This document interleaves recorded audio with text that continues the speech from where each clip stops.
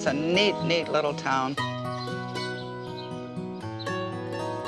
We're the hub of it. We're in the very center of town, and everyone comes here.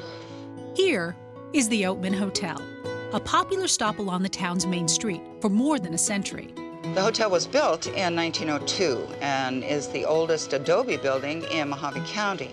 But there was a fire in 1920. It didn't destroy the entire place, but it had to be rebuilt. But as owner Susie Clark will tell you, it's what happened in 1939 that really made the Oatman Hotel a sight to see. We're famous for having Clark Gable and Carol Lombard spend their wedding night upstairs. The story is they were married in Kingman and then came here for their honeymoon night. Tourists can still check out the Gable Lombard suite, but can't check in. The hotel no longer books overnight guests. But that doesn't mean the hotel isn't home to some special visitors. We call him Odie the Ghost, and his name was William Flower. He was a gold miner in town and lived upstairs in the room that's now available for tourists. He was saving money to bring his family here from Ireland, and the story is that they didn't survive the voyage, and that poor Mr. Flower drank himself to death and died behind the hotel. To this day, hotel staff say Odie works to keep his legend alive. We think that he was just a lonely man, and he makes his presence known now by kind of causing trouble. The housekeeper will finish upstairs and be the only one up there and go back to make a final check through, and doors will be open or closed, beds messed up, dresser drawers pulled open, and this is the kind of thing that he does to, just kind of get attention.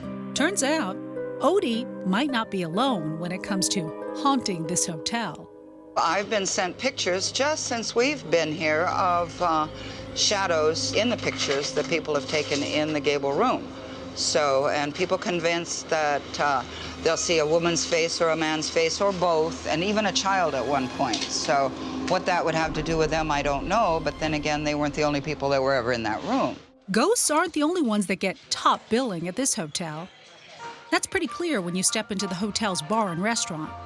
That's where dollar bills, thousands of them, line the walls, in a tradition dating back decades.